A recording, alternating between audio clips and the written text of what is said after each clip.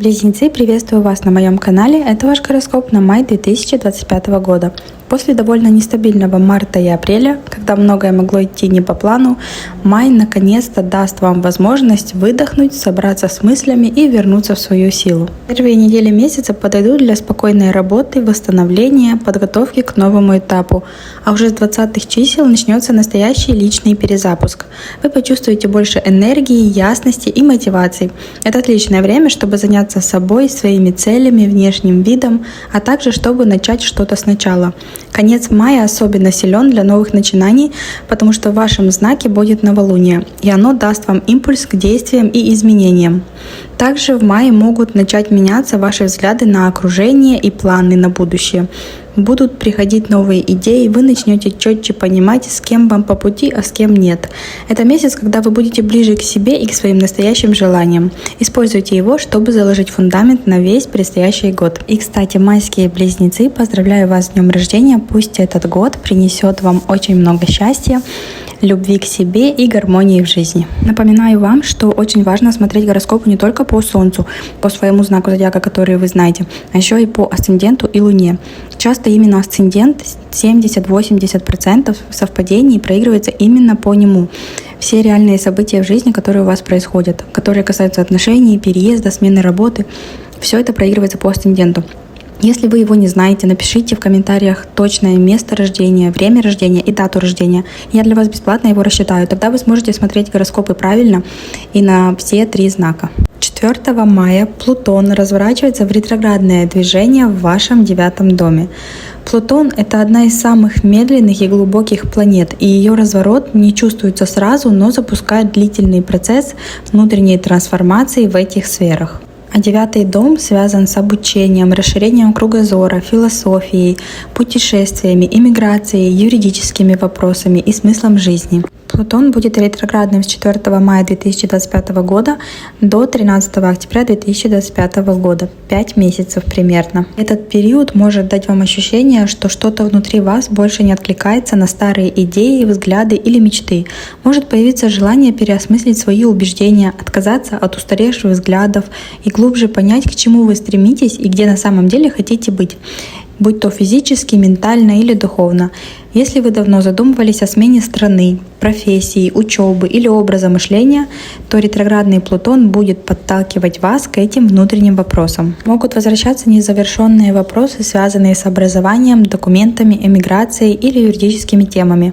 Возможно, вы почувствуете сомнения в том, насколько ваш путь сейчас соответствует вашим настоящим ценностям.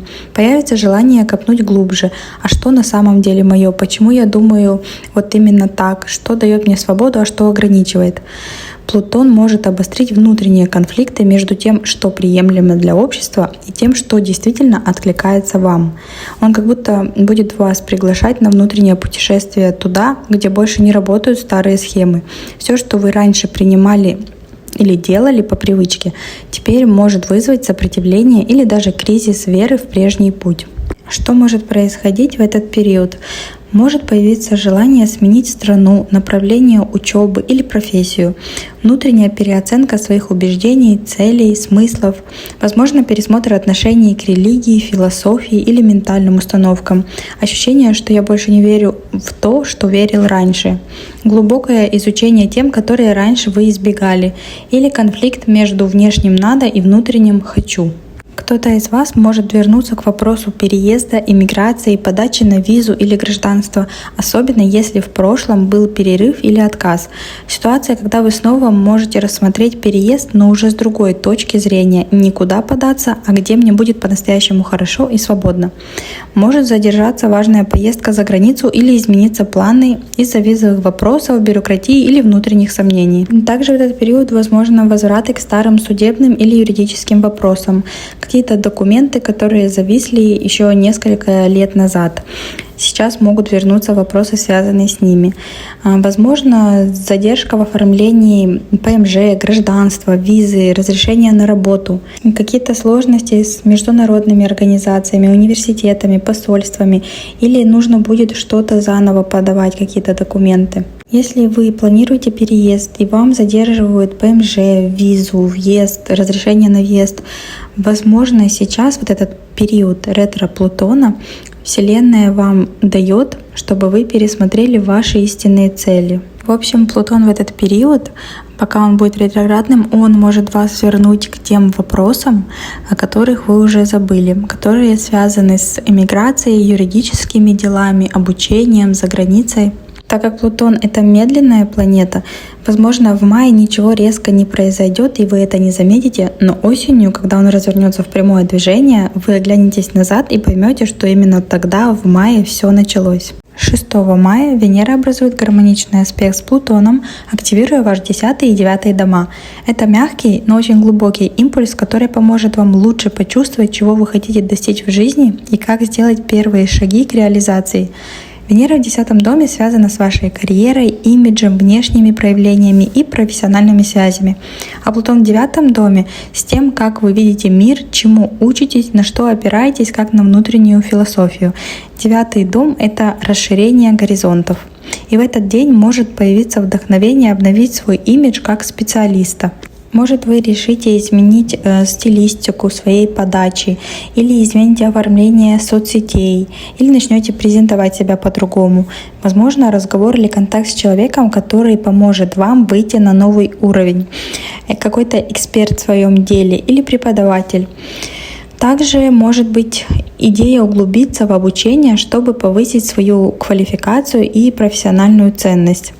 Может появиться желание заявить о себе шире, на международной площадке, на новом рынке или перед другой аудиторией.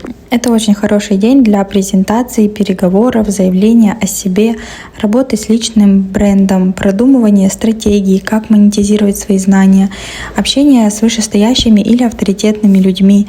Также это очень хороший день для подачи заявок в университеты, международные программы, гранты или визы.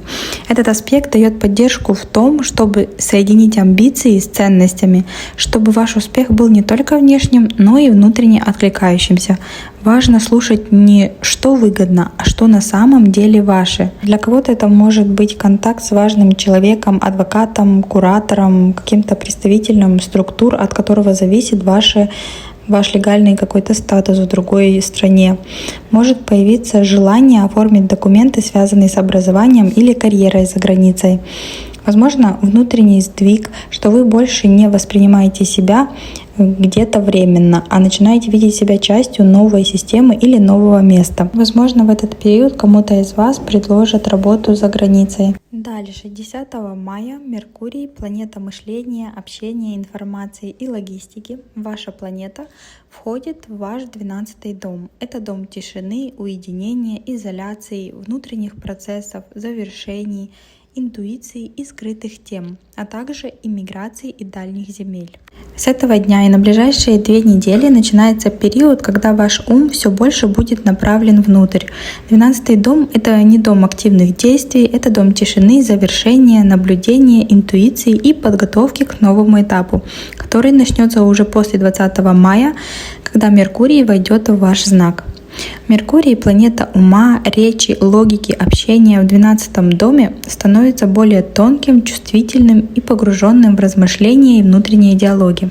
Может, у кого-то в этот период будет отпуск, так как 12-й дом — это дом изоляции, и, может быть, вы полетите на какой-то остров или будете в отеле. У вас будет потребность в уединении, вы не захотите лишней суеты, шума и общения. Ваши мысли будут возвращаться к прошлому, к воспоминаниям, к образам, к ситуациям, как будто ваш мозг сам хочет что-то переосмыслить. Может повыситься чувствительность. Вы тонко можете ощущать настроение других или лучше понимать то, что не сказано словами. Вы можете почувствовать, как психологически отпускаете старое и прощаетесь со старой версией себя. Позвольте себе в этот период замедлиться, потому что это подготовка к большому перезапуску, который начнется с новолуния 26 мая в вашем знаке. Итак, 12 мая происходит полнолуние в знаке Скорпион в вашем 6-м доме. Это полнолуние освещает все, что связано с работой, с ежедневной рутиной, здоровьем, обязанностями, режимом, заботой о себе и о других. Также 6-й дом у нас еще отвечает за домашних животных. Полнолуние всегда приносит ясность, кульминацию и завершение. И в этот раз оно поможет вам четко увидеть, что работает, а что уже мешает в вашей повседневной жизни. Полнолуние — это всегда результат, и, возможно, сейчас в это полнолуние вы увидите результат того, что закладывали полгода назад, когда было новолуние в знаке Скорпион. Может завершиться какой-то проект на работе или смена обязанностей.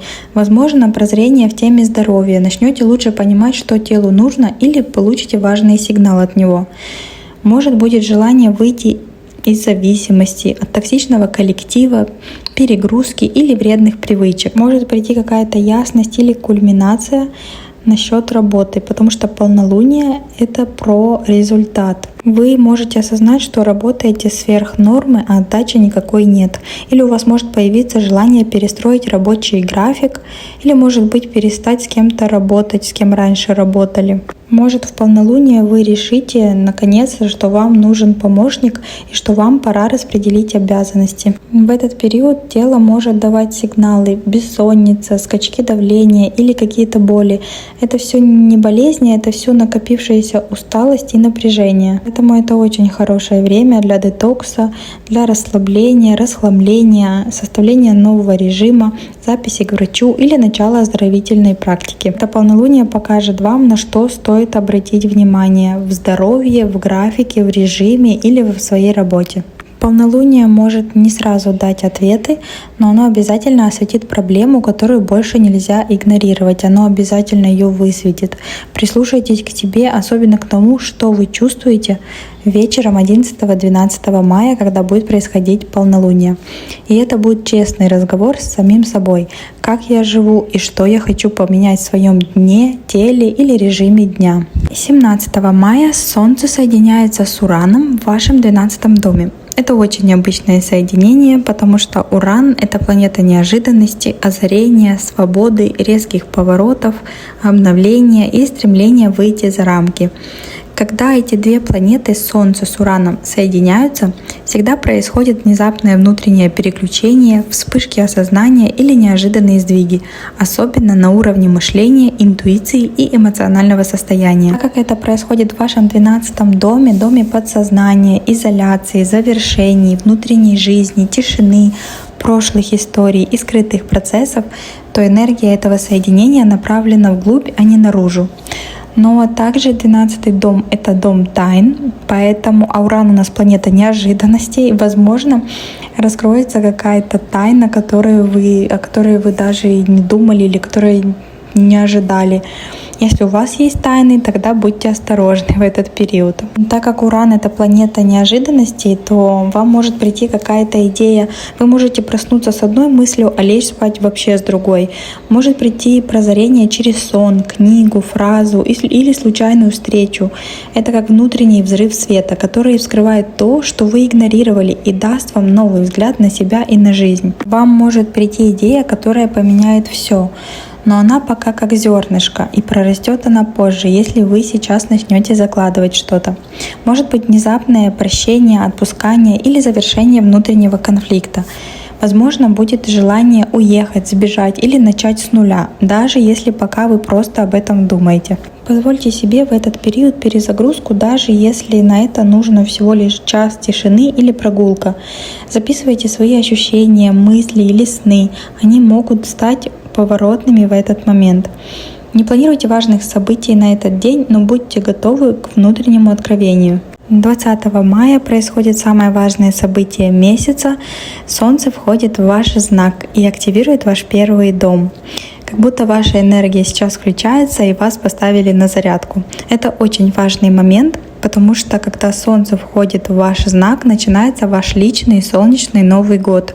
Цикл обновляется, усиливается энергия и внимание к себе. С этого дня фокус жизни переходит на вас, вашу личность, внешность, цели, самочувствие, желание и образ. Солнце в первом доме — это прожектор на вас. Наступает период, когда можно и нужно заявлять о себе, возвращаться к активности и ставить цели и перезапускать свой личный цикл. Сейчас очень хороший период, чтобы строить планы, делать карту желаний и прописывать цели на год вперед. Одновременно активируется ось 1 и 7 дом. Это я и другие люди. То есть темы партнерства, отношений, баланса между собой и внешним миром тоже будут ощущаться более ярко. Вы можете захотеть обновить гардероб, прическу, стиль, внешний образ. Почувствуете, что вы готовы к новой версии себя.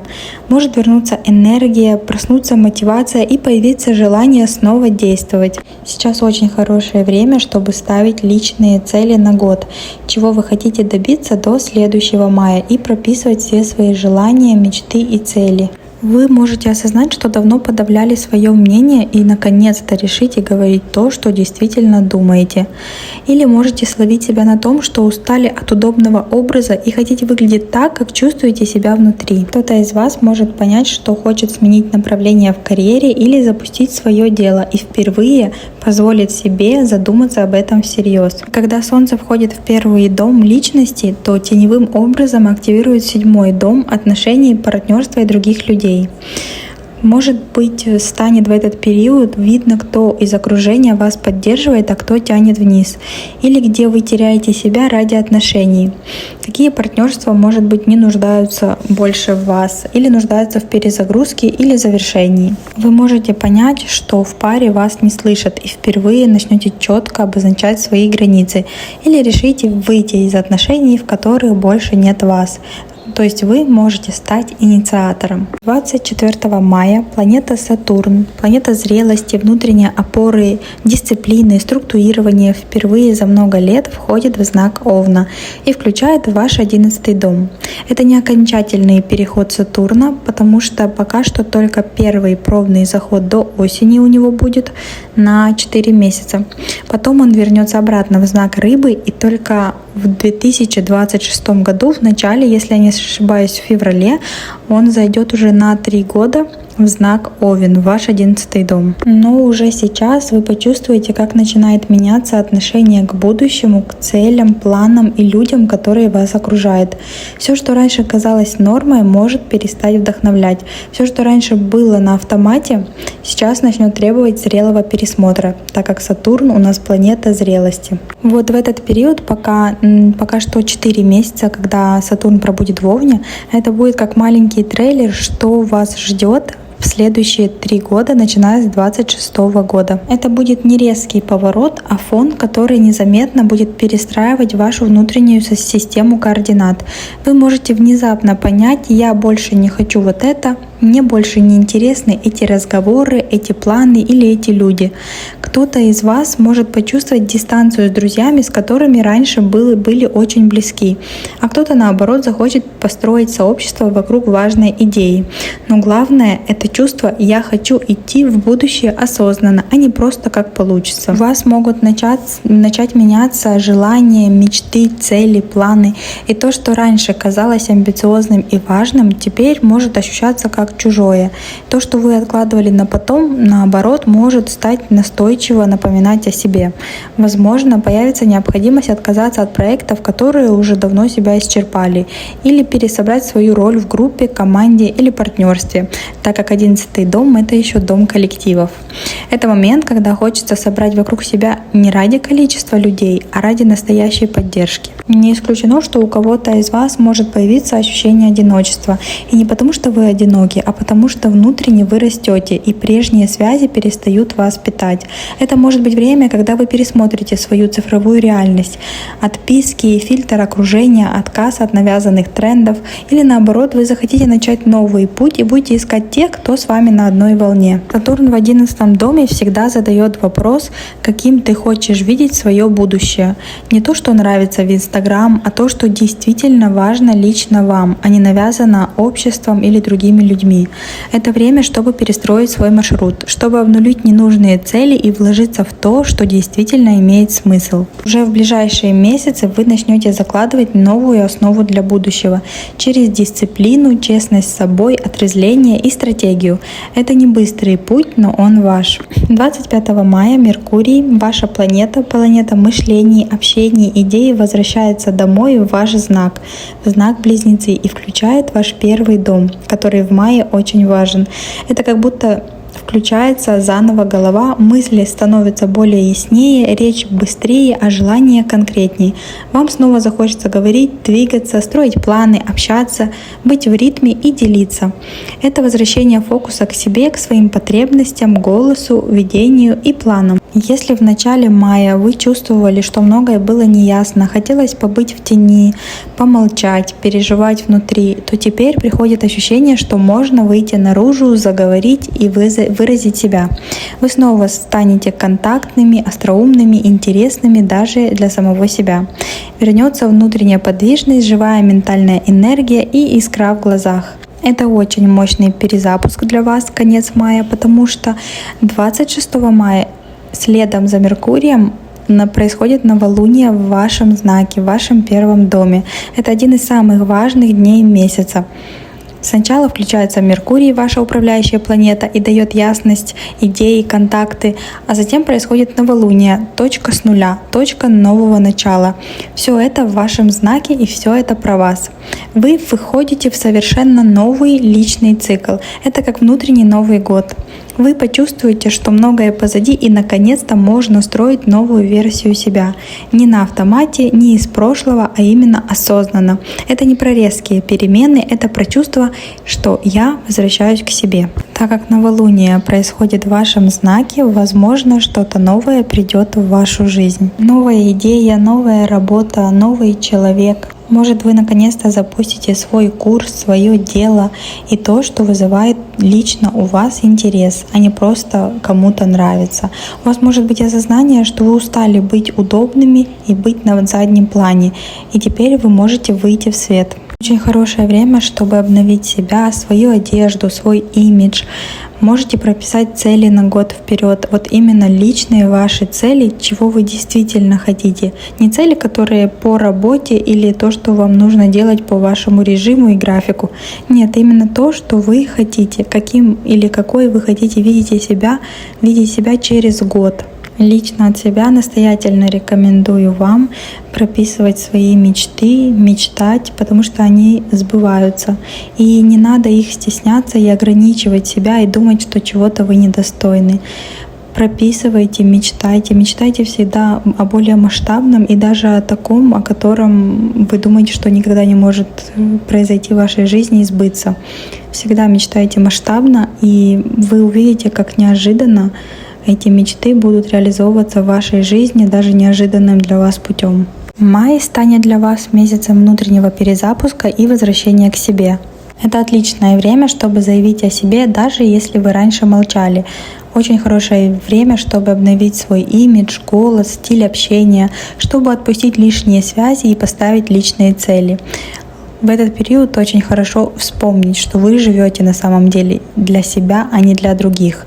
Весь май будет работать на вас. Главное, чтобы вы не прятались и брали эту возможность в свои руки.